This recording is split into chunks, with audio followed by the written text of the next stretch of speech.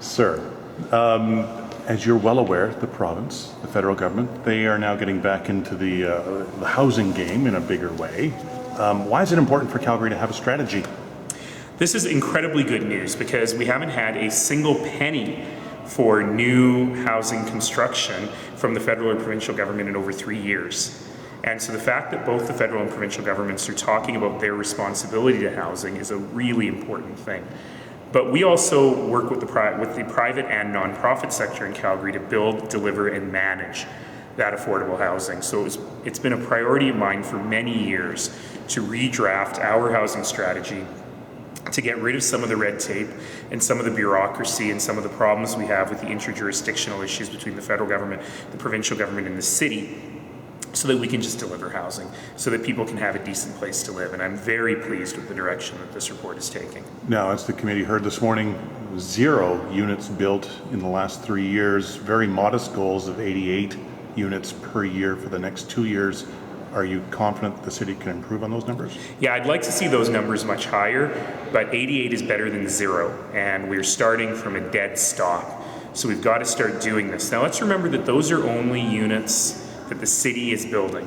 The nonprofit sector has also been building units, and part of the job is to get everyone together to massively increase the number of units built, because we've got to start working not only on the number of people who remain homeless as we come towards the end of the 10-year plan to end homelessness, but also on the number of people on the waiting list for Calgary housing and for other affordable housing. You know, I hear every day from people who are in a dire housing situation and just can't move up that waiting list, and the way to move them up the waiting list is to build more housing.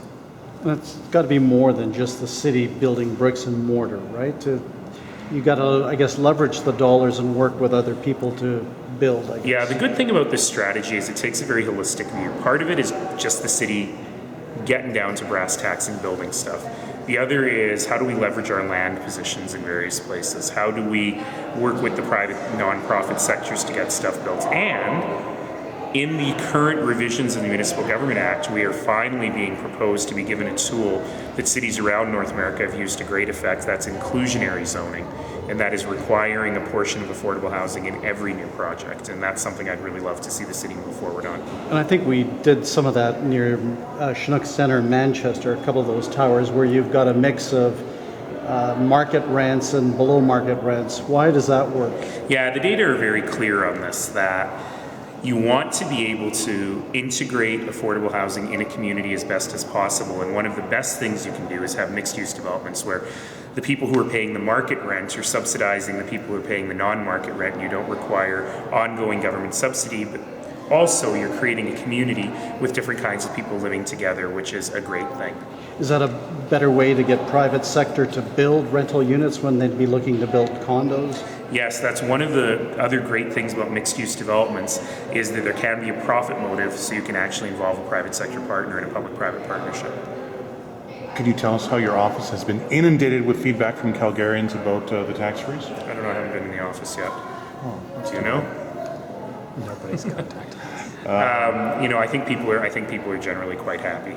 You know, those who like to complain or have to find something else to complain about. Those in the media who like to complain are really grasping at straws, but I think people are generally happy.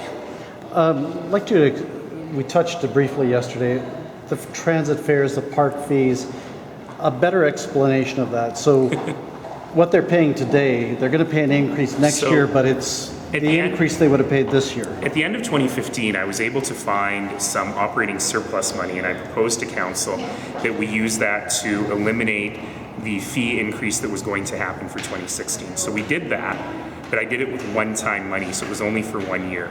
So in 2017, you would have had a double increase. And what council agreed to do yesterday is make the 2016 freeze permanent. So in 17, you'll have an increase, but you only have one increase, not two. So the increases are basically a year behind schedule? Yeah, we basically lagged them a year. We might be off by 5 cents here and there, but essentially we lagged them for a year. And the provincial government, last topic, the provincial government's going to announce some rules this afternoon for Uber and other transportation network companies. Do you have any idea what is coming? I don't. I imagine that because we're the end of June, what they'll actually be announcing is that they have now approved an insurance product for the TNCs, which is one of our non-negotiable things. And if that is approved, I anticipate we'll see more entrants into the market. Any update on Uber? I know Conversations continue. I remain optimistic. how big of a piece is this in terms of Uber being able to operate in Calgary, getting the insurance piece? Oh, it's vital. You know, the reason even they're happy with the regulatory framework in Edmonton, but they're not operating in Edmonton because the insurance piece is not in place yet. So it has to be there. It's a absolutely essential ticket to the game. Given you're involved in these talks or keeping abreast of them, time frame? Soonish. Soonish.